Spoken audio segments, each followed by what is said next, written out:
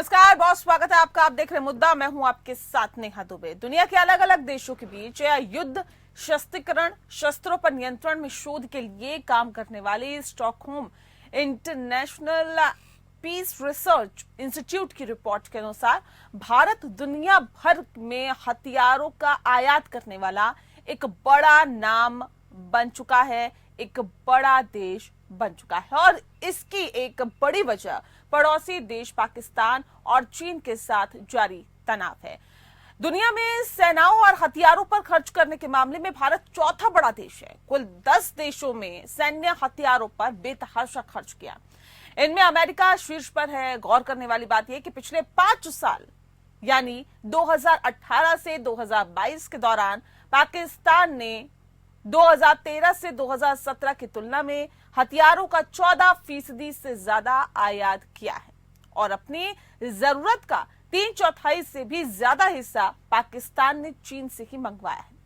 आज की चर्चा में हम गौर करेंगे कि भारत की सैन्य शक्ति पाकिस्तान और चीन की तुलना में कितनी है और क्या भारत के स्वदेशी हथियार चीन और भारत को चुनौती देने में सक्षम है।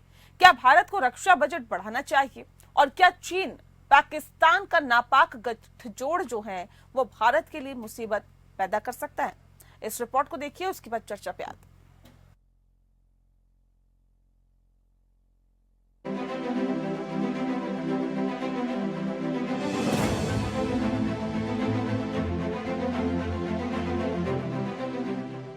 भारत बाहुबली बनने की राह पर चल चुका है।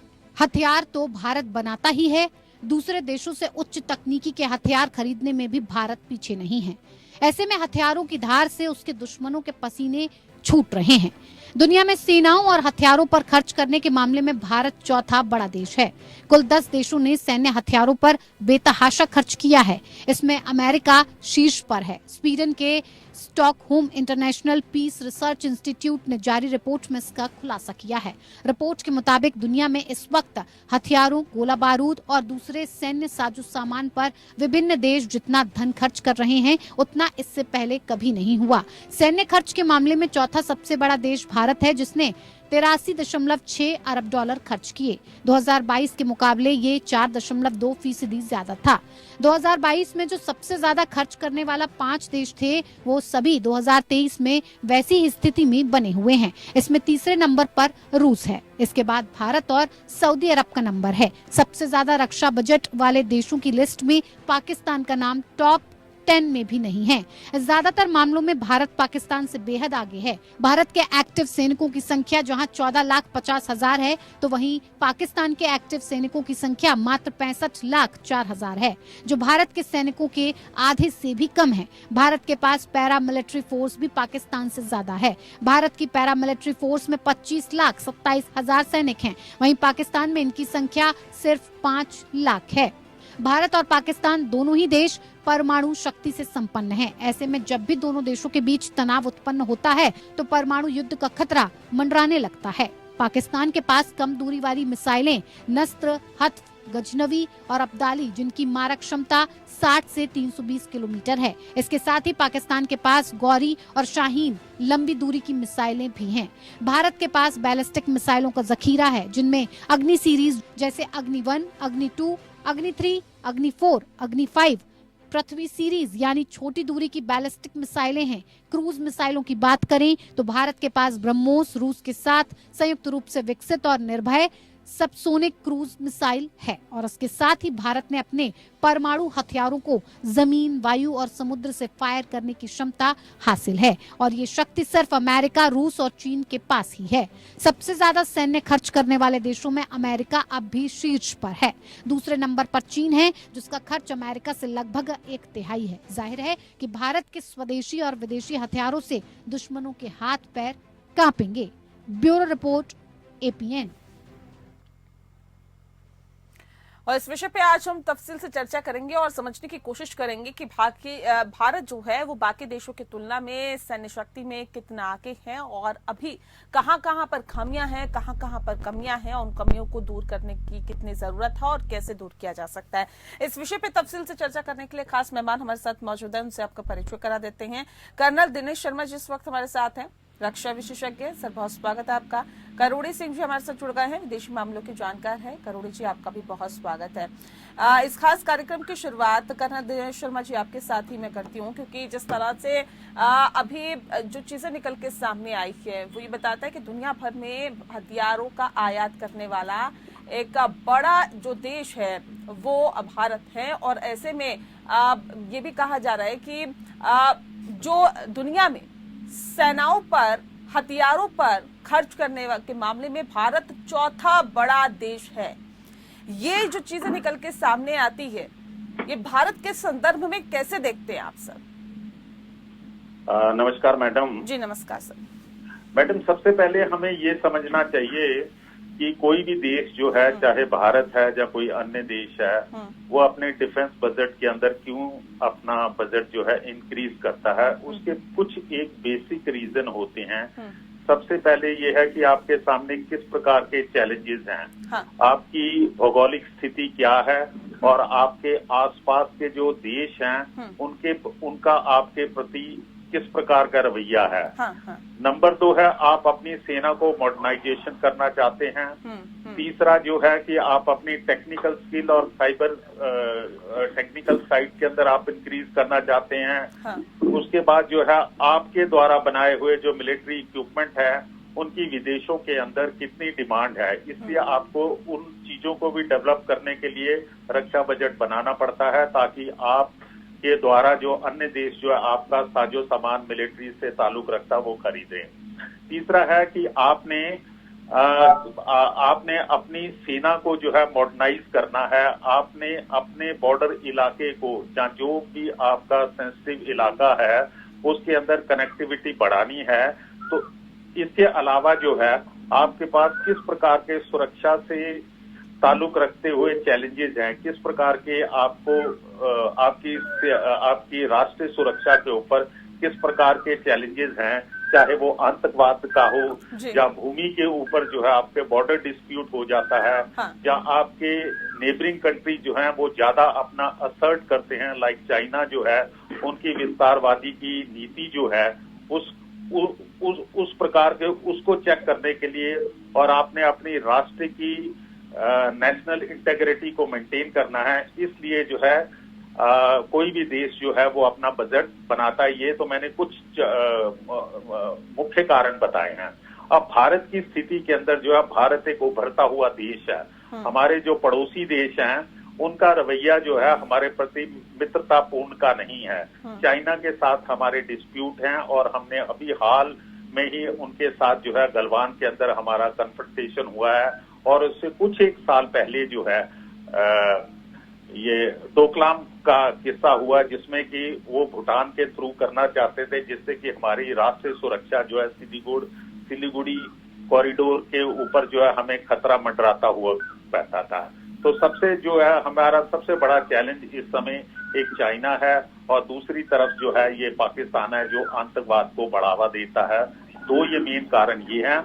और जिस समय आप उभरता हुआ भारत है, जो भारत के अंदर आपकी साख बन रही है, आप डेवलपमेंट कर ले हैं, तो आपने अपने इंटरेस्ट को बचाने के लिए आपके पास एक मजबूत सेना होनी चाहिए, मजबूत और डेवलप्ड सेना होनी चाहिए, जिसके लिए कि आप अपना डिफेंस बढ़ाते हैं। इसी से लगती हुई बात जो है आपका, जिस समय हम इंटरेस्ट की बात करते हैं, तो जिस ढंग से अभी ये मालदीव्स ने जो है हमारे साथ इनका रवैया रहा है, जिससे कि हमारी सी लेन्स के ऊपर जहां से व्यापार होता है इंटरनेशनल, हमारे जो है इंटरेस्ट वहां पे खतरे में पड़ते हैं।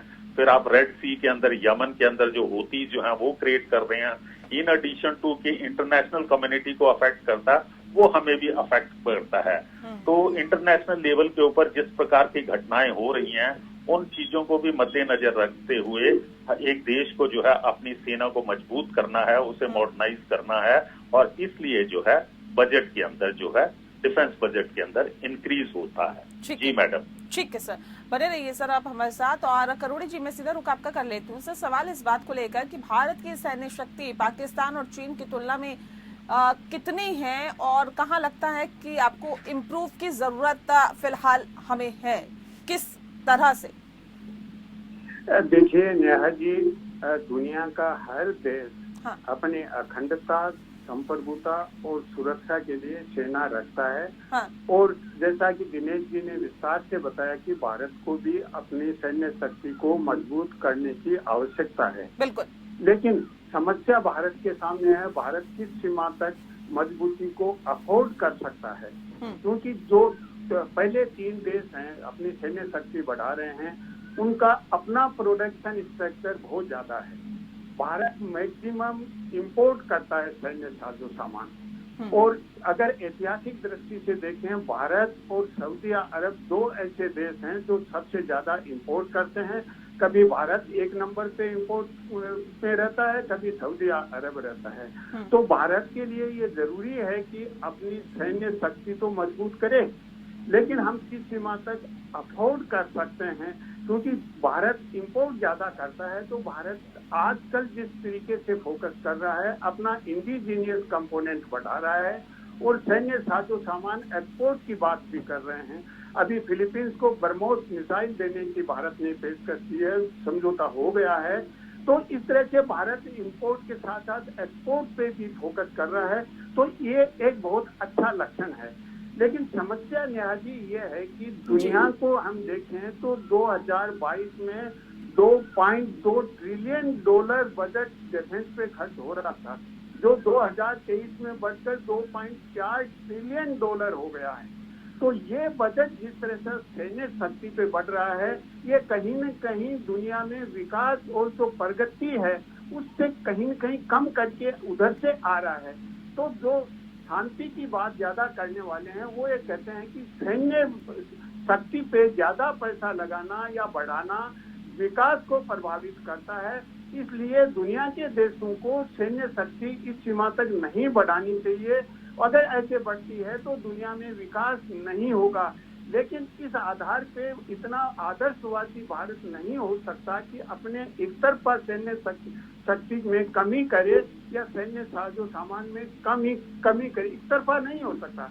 लेकिन अगर संयुक्त राष्ट्र के तहत या दूसरे तरीके से कोई समझौता होता है कि सैन्य शक्ति नहीं बढ़ाई जाए, जैसे न्यूक्लियर नॉन प्रोलिफेरेशन है, उसी तरह से कोई समझौता हो कि भाई सैन्य शक्ति पे इतना खर्चा नहीं होना चाहिए, विकास की तरफ डाइवर्ट होने चाहिए फंड पे, तो वो एक अच्छी स्थिति हो सकती है। लेकिन वो भारत के बस की बात नहीं है, वो तो दूसरे देश सभी मिलके अगर कोई इनिशिएटिव लेते हैं तब है। लेकिन आज की स्थिति में भारत पे बहुत दबाव है कि भारत अपने सैन्य शक्ति बढ़ाए, अपने सैन्य शक्ति पे जो एक्सपेंडिचर हो रहा है उसमें वृद्धि करे। ये भारत पे दबाव है। भारत नहीं चाहते हुए भी मजबूर होकर भारत को ये करना पड़ रहा है।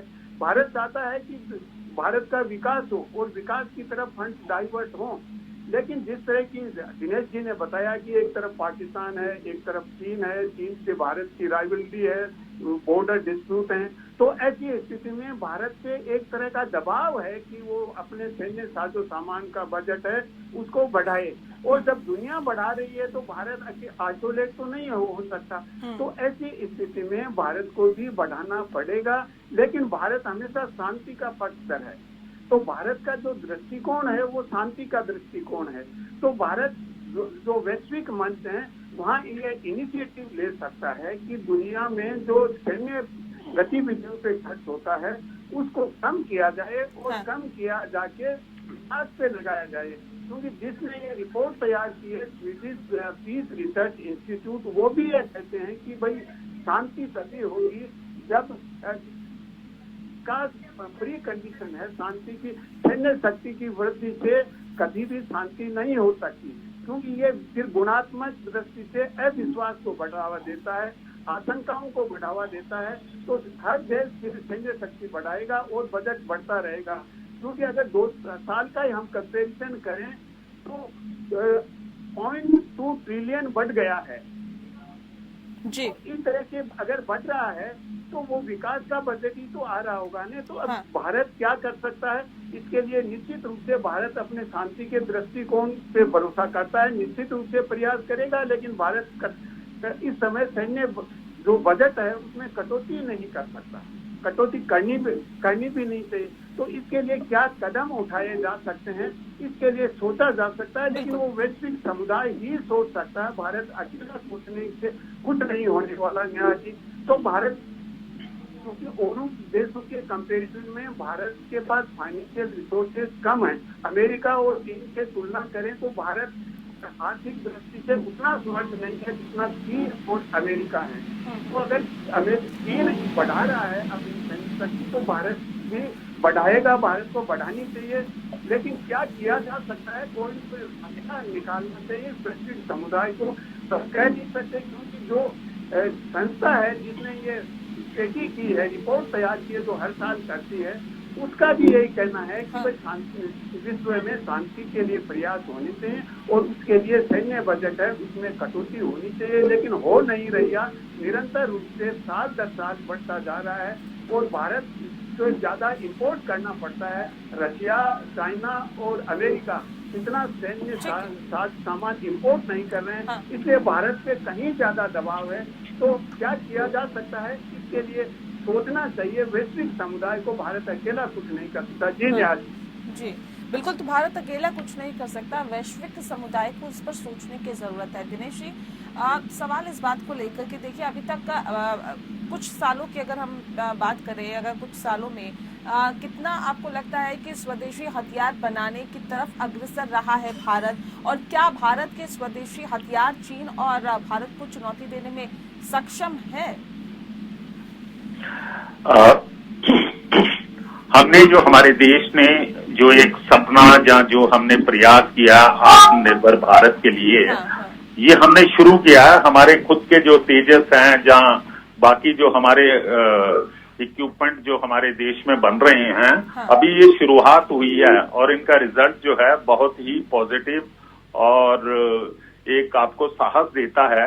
तो आने वाले समय में मुझे पूरा यकीन है, जब मेरे भारत को पूरा यकीन है कि हम ये जो आयात करते हैं इसको over a period of time हम इसको कम करेंगे और हम कैपेबल हो जाएंगे अपने ही देश में अपने सैन्य संबंधी हथियारों को बनाने के लिए, ना बनाने के लिए ही नहीं बल्कि हम जो है हमारे बाहर के जो मित्र देश हैं उनको भी हम प्रोवाइड करवा पाएंगे।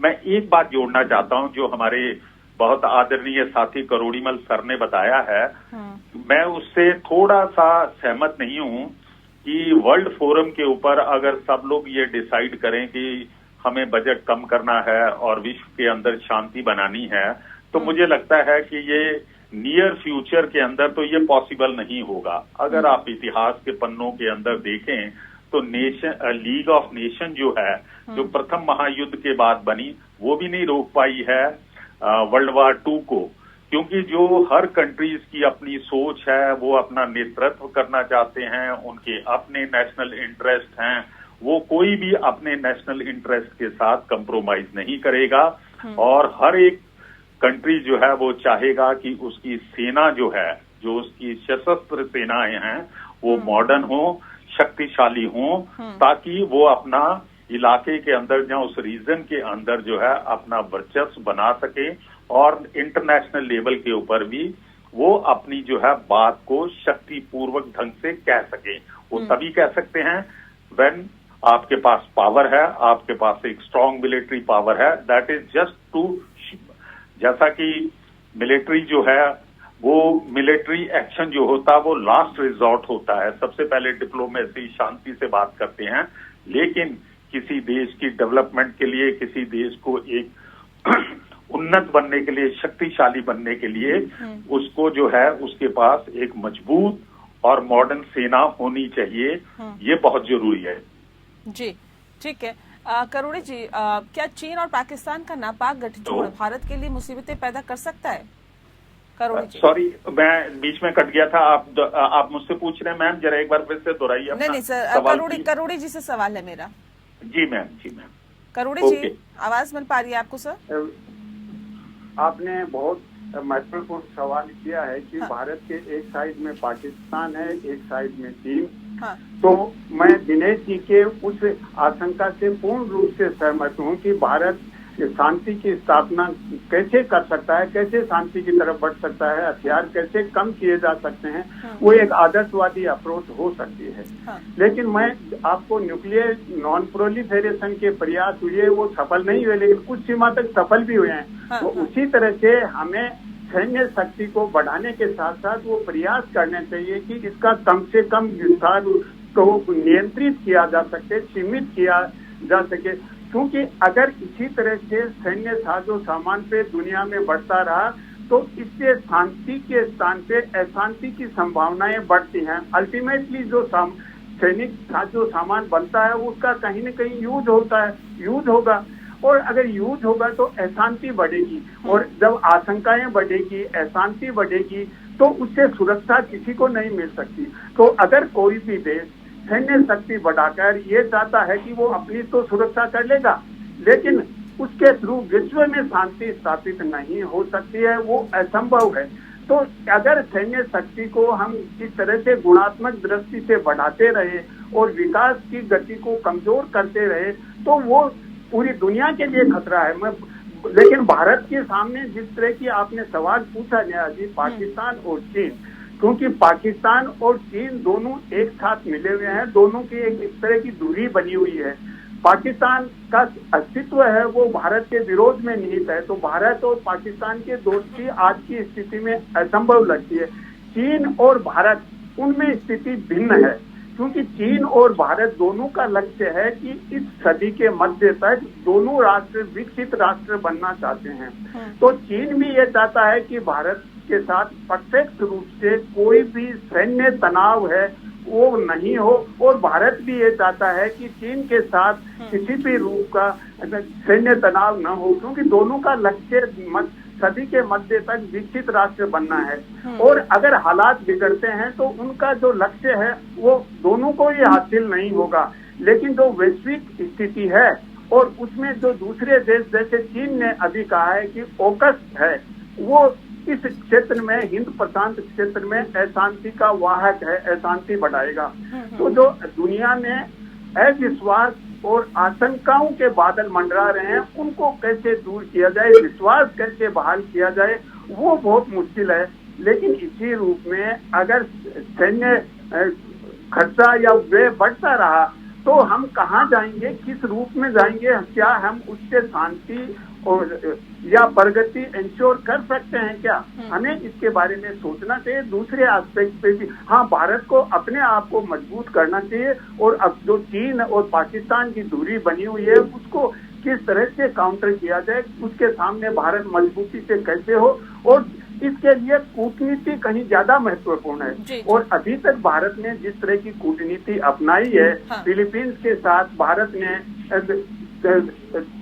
साउथ चाइना सी में मिलिट्री एक्सरसाइज की, चाइना ने भी प्रत्यक्ष रूप से उसका विरोध नहीं किया। चाइना ने ये कहा कि दो देश अपनी एक्सरसाइज कर सकते हैं, लेकिन तीसरे देश पे उसका प्रभाव नहीं होना चाहिए। इसके साथ साथ भारत ने भी चीन के विरोध को ध्यान में रखते हुए जो कुवैत की एक्सरसाइज हुई उसमें भारत ने भाग नहीं लिया। कुवैत के 3 देशों की एक्सरसाइज की, क्योंकि भारत ये नहीं चाहता कि चीन से डायरेक्ट कन्फ्रंटेशन हो। अगर साउथ चाइना सी में भारत कुछ करता है और कुवैत के साथ, तो वो चीन उसको अदरवाइज देगा, भारत ये समझता है। और इसी तरह से चीन भी समझता है, और इंडियन ओशियन में वो भारत की तरफ से आशंकाओं को जन्म देता है, क्योंकि भारत तो ये चाहता है कि साउथ चाइना सी में भारत प्रभाव नहीं डाले, भारत नहीं करे कुछ, लेकिन चीन इंडियन ओशियन में, हिंद प्रशांत क्षेत्र में अपना प्रभाव बढ़ा रहा है। जो रिसेंटली श्रीलंका, मालदीव, तो ये केस है, इनसे समझ में आ रहा है।